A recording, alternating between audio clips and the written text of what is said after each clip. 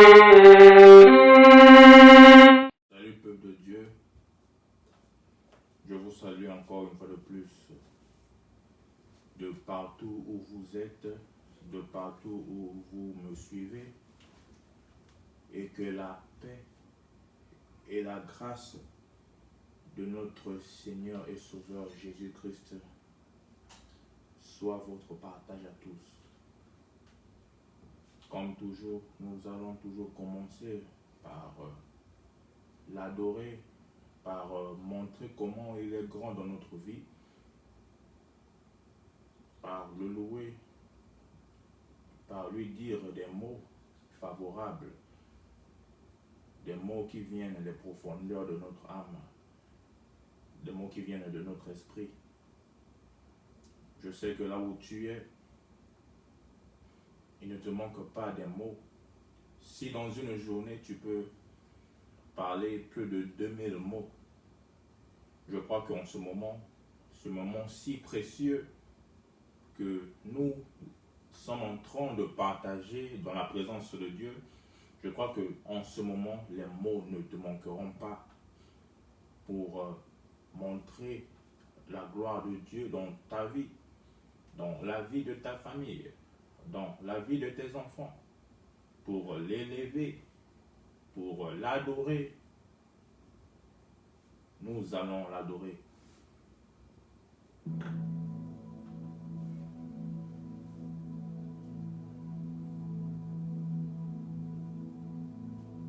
Oh Seigneur Jésus-Christ, merci encore une fois de plus pour cette atmosphère de paix que nous sentons toujours quand nous venons dans ta présence, Papa. Ta présence nous fait oublier l'heure. Nous oublions l'heure, nous oublions le temps à laquelle nous vivions. Nous oublions les circonstances à laquelle nous avons, les problèmes à laquelle nous avons, car ta présence fait tout oublier en nous.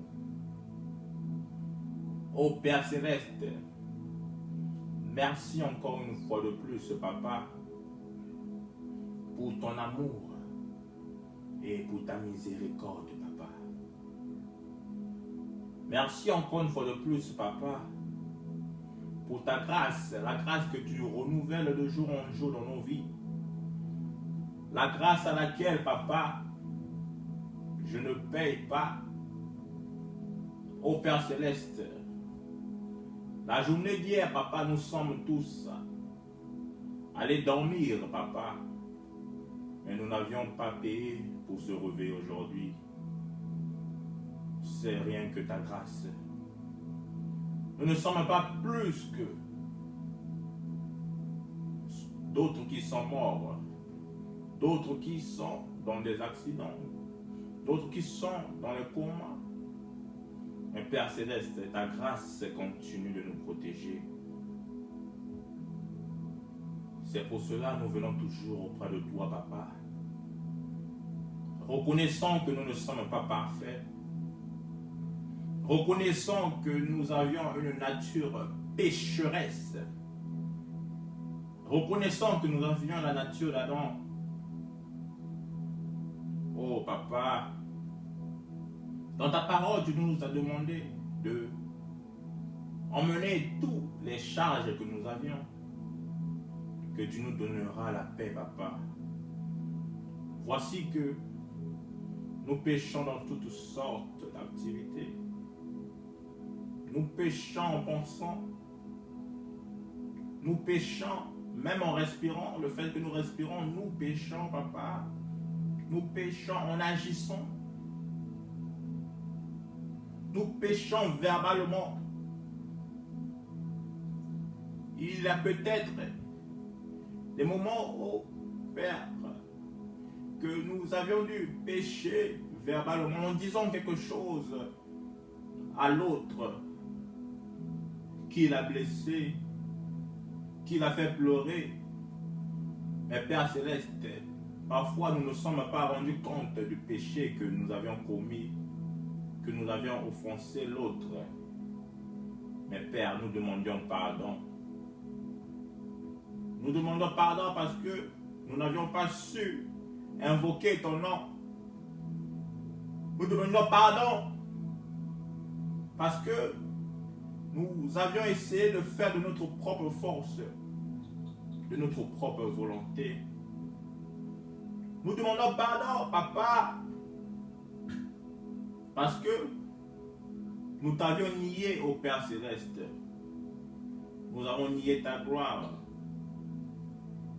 Nous demandons pardon du mal que nous avions commis aux autres. Père Céleste, nous demandons pardon pour d'autres choses que nous ne connaissons plus, que nous n'avions plus en mémoire. Pardonne-nous, pardonne ton peuple, pardonne tes enfants, ô Père Céleste. Une fois de plus, Papa, nous demandons, Papa, la puissance de ton sang, que la puissance de ton sang maintenant prenne contrôle de nos maisons, que la puissance de ton sang nettoie tout ce qui n'est pas de toi en nous, que la puissance de ton sang transforme une personne cet après-midi, que la puissance de ton sang transforme une personne cet après-midi. Comme toujours, Jésus-Christ a dit que l'esprit de Père a oint pour annoncer la bonne nouvelle. Voici que nous invitons ton esprit parmi nous. Saint-Esprit de Dieu, toi qui es la troisième personnalité de l'Éternel, toi qui nous parles, toi qui nous diriges, Saint-Esprit, remplis ces lieux, remplis nos maisons, ouvre l'intelligence, la sagesse, afin que nous comprenions, non seulement recevoir, mais comprendre ce dont Dieu a pour nous. Merci pour ce temps.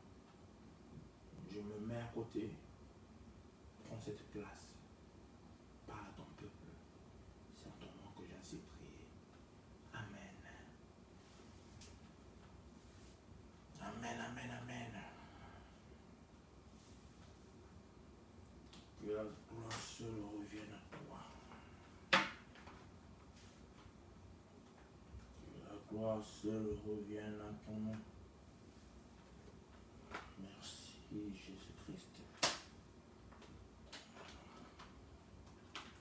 pour ce moment aussi important dans ta présence.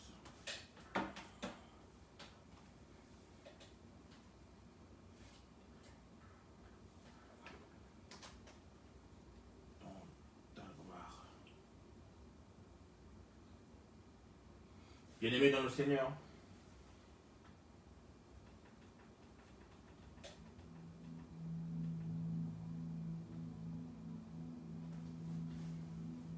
comme je venais de l'écrire, et nous pouvions tous le lire, le thème de cet après-midi que nous allons partager ensemble est d'aller en profondeur par la foi. D'aller en profondeur par la foi.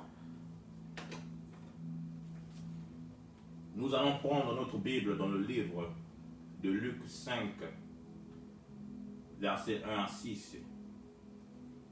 Luc 5, versets 1 à 6.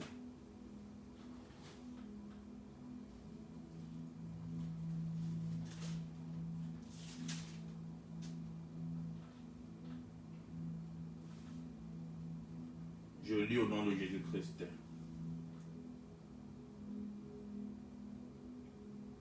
Comme Jésus se trouvait auprès du lac de Génézareth, et que toute la foule se pressait autour de lui, pour entendre la parole de Dieu.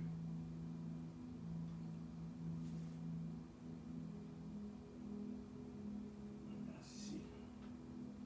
Il vit au bord du lac 2 barques,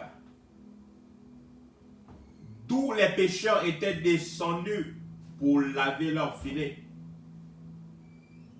Il monta dans l'une de ces barques qui était à Simon. Et il le pria de s'éloigner un peu de terre. Puis il s'assit. Et de la barque, il enseignait la foule. Lorsqu'il eut cessé de parler, il dit à Simon, avance en pleine eau, avance dans les profondeurs et jetez vos filets pour pêcher. Simon lui répondit, Maître, nous avons travaillé toute la nuit sans rien prendre. Mais sur ta parole, je jetterai le filet. L'ayant jeté, ils prirent une grande quantité de poissons et leur filet se rompait. Merci Seigneur Jésus-Christ pour ta parole. Bien-aimés dans le Seigneur, il y a des moments où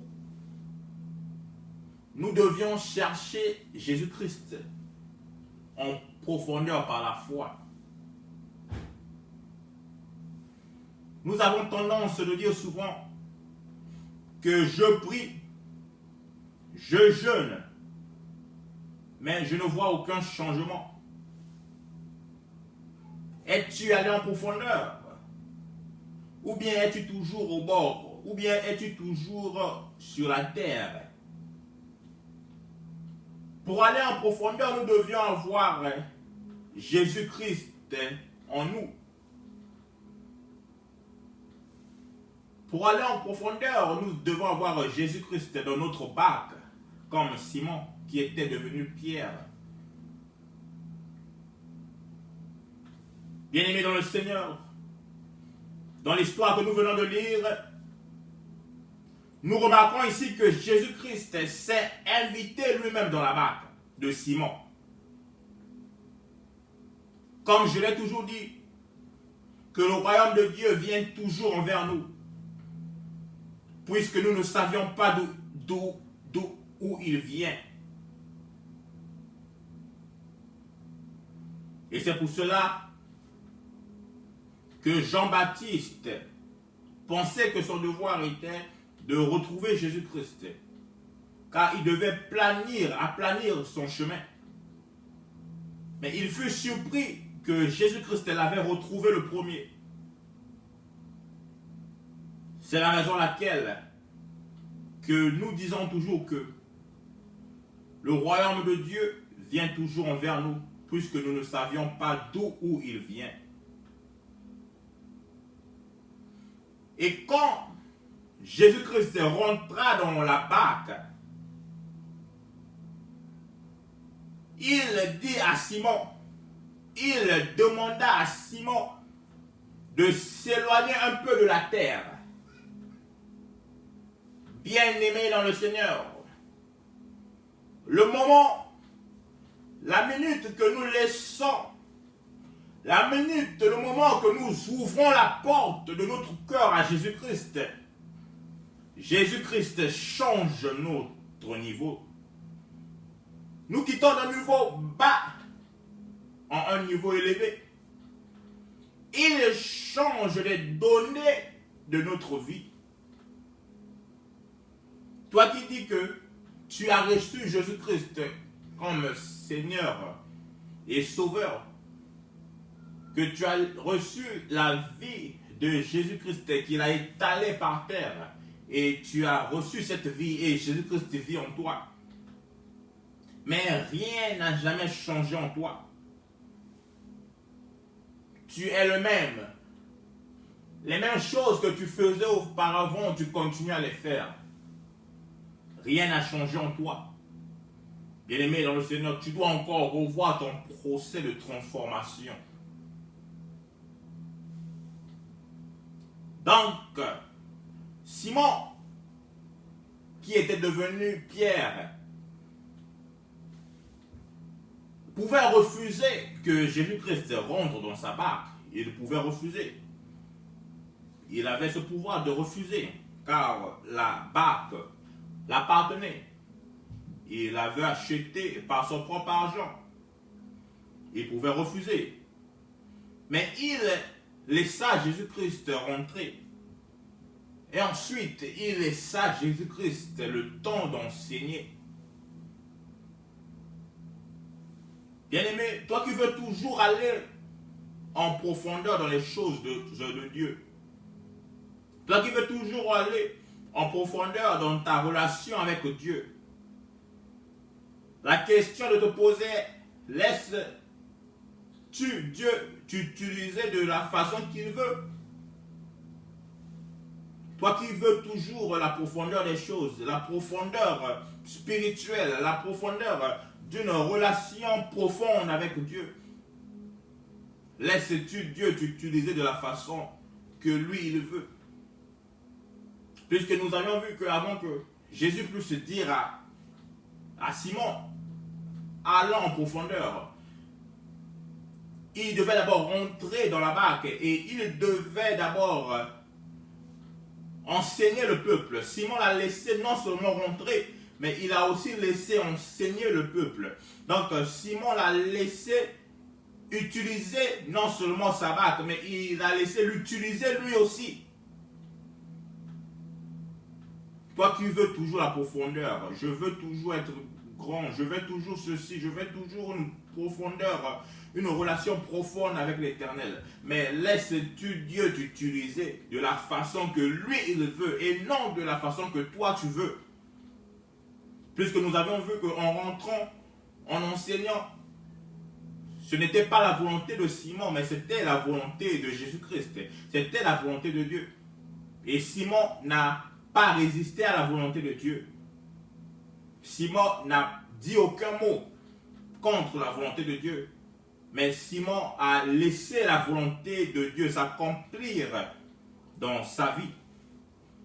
Donc, laisses-tu Dieu t'utiliser de la façon que lui il veut, ou bien tu résistes toujours? Tu choisis quoi faire pour Dieu.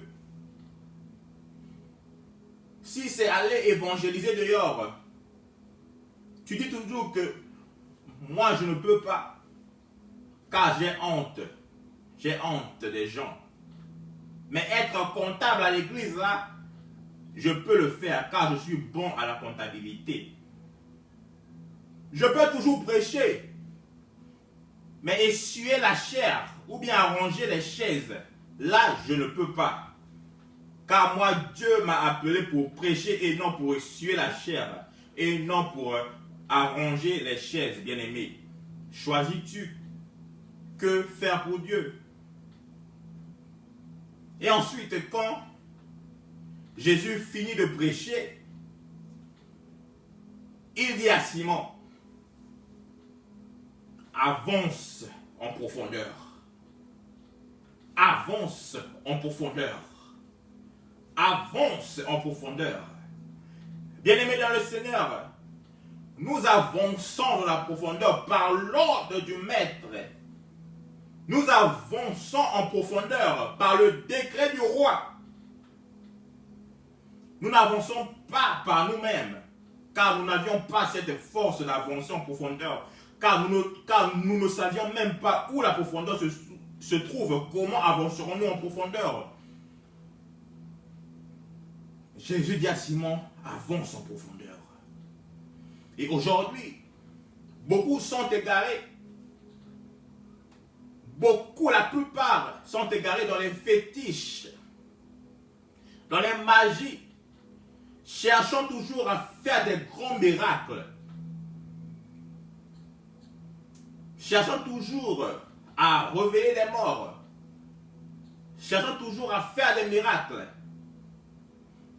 égarés à cause de rechercher la profondeur d'eux-mêmes, avant que Jésus-Christ leur dise « avance ».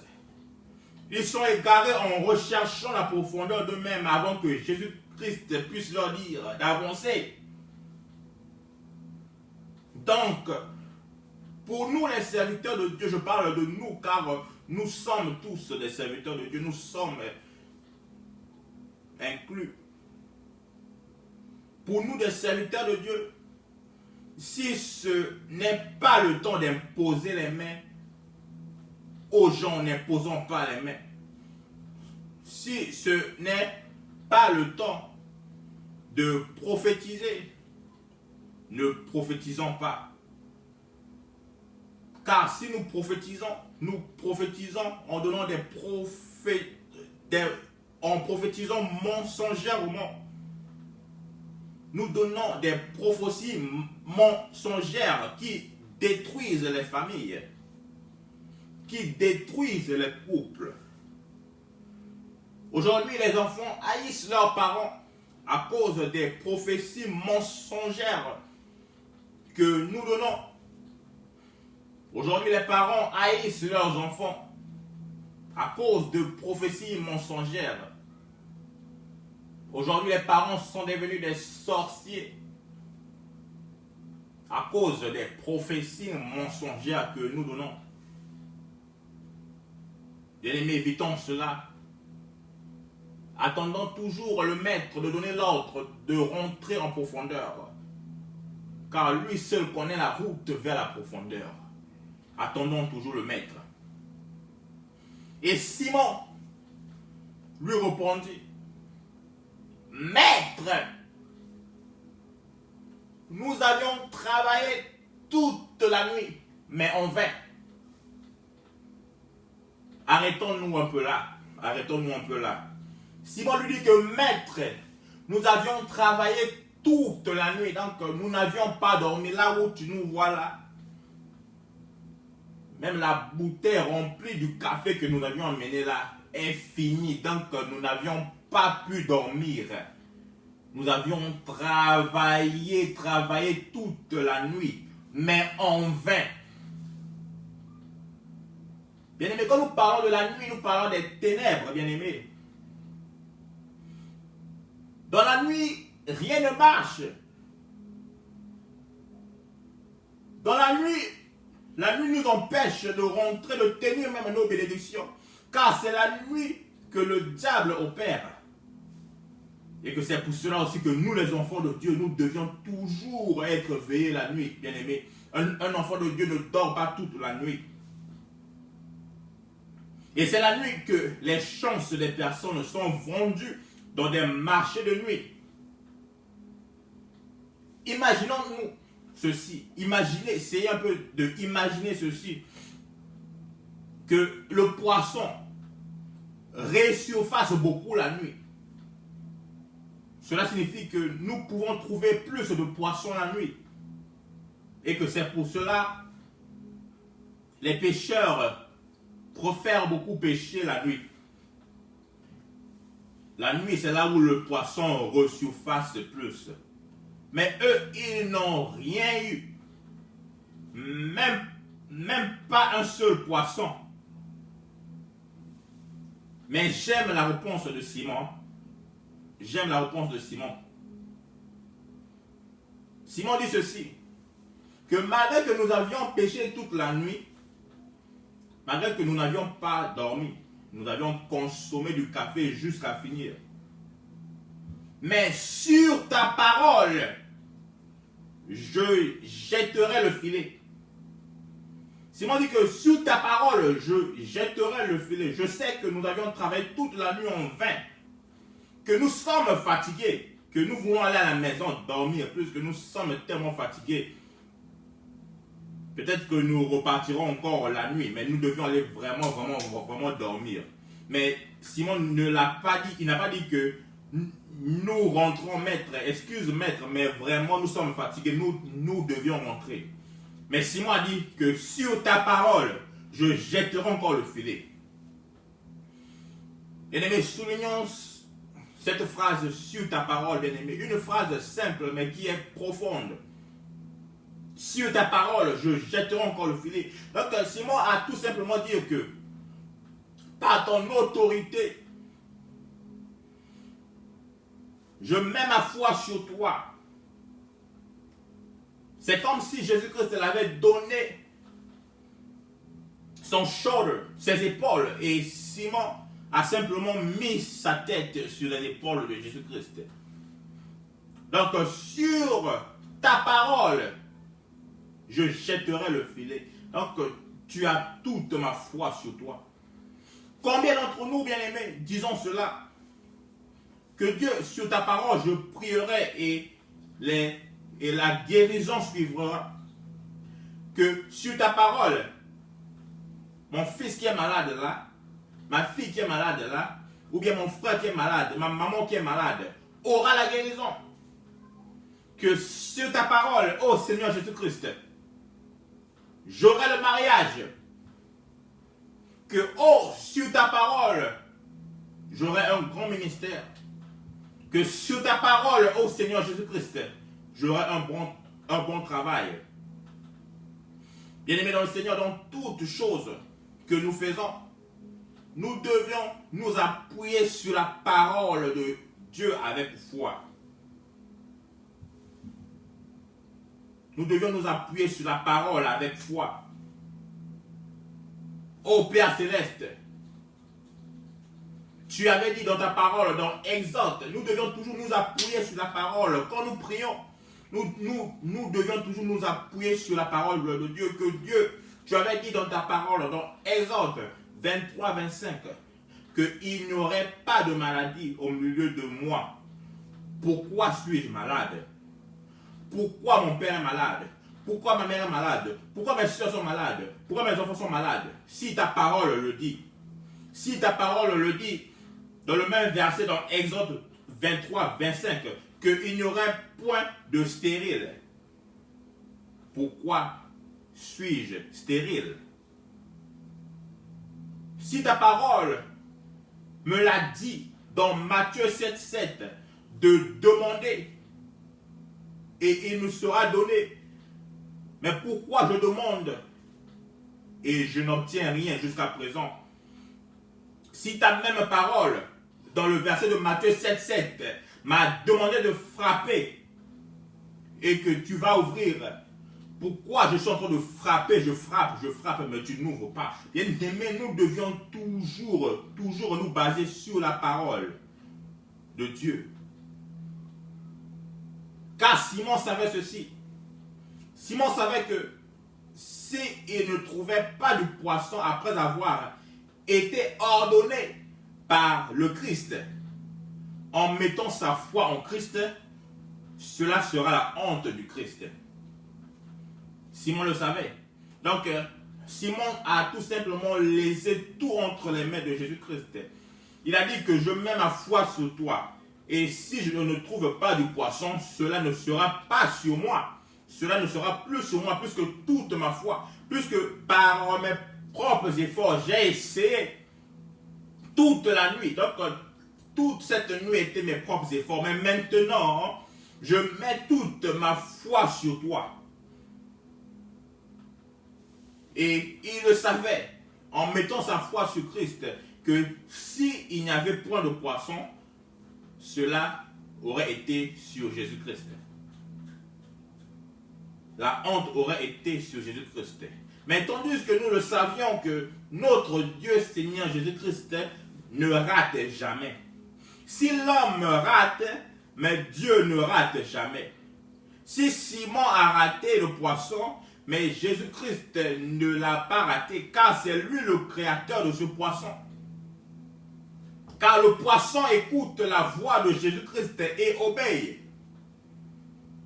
Je le dis bien que le poisson écoute tout ce qui a été créé par Jésus-Christ. Dieu écoute sa voix et obéit à sa voix. Donc la honte n'est point dans le dictionnaire de Jésus-Christ. Bien-aimé dans le Seigneur,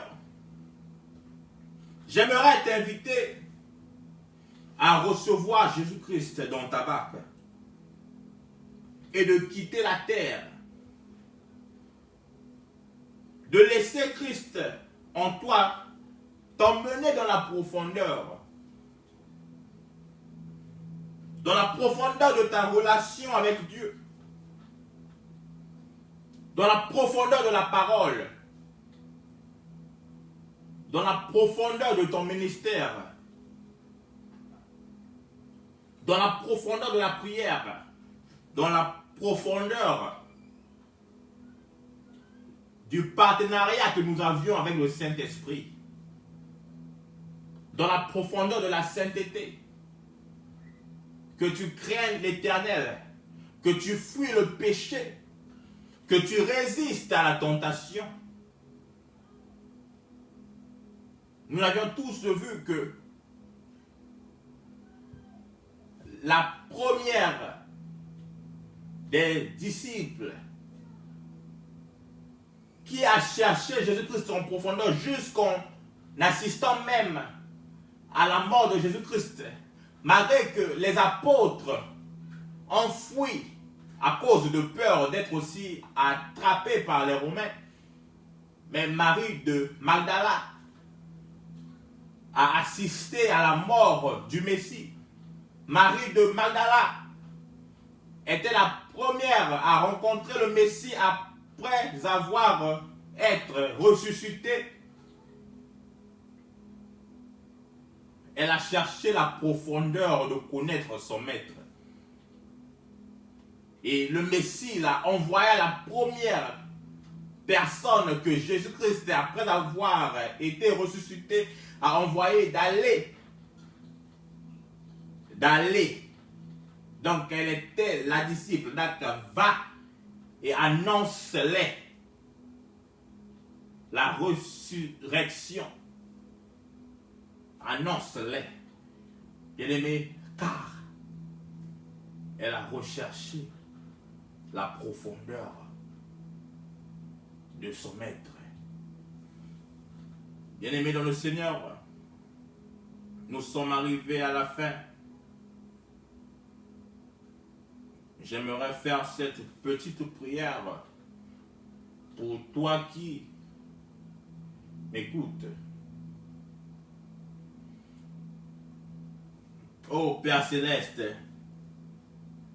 Jésus-Christ, merci pour ce temps. Merci pour ce message. Malgré court mais puissant.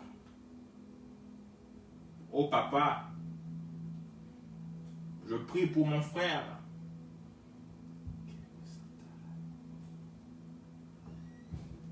Je prie pour ma sœur qui me suit en ce moment.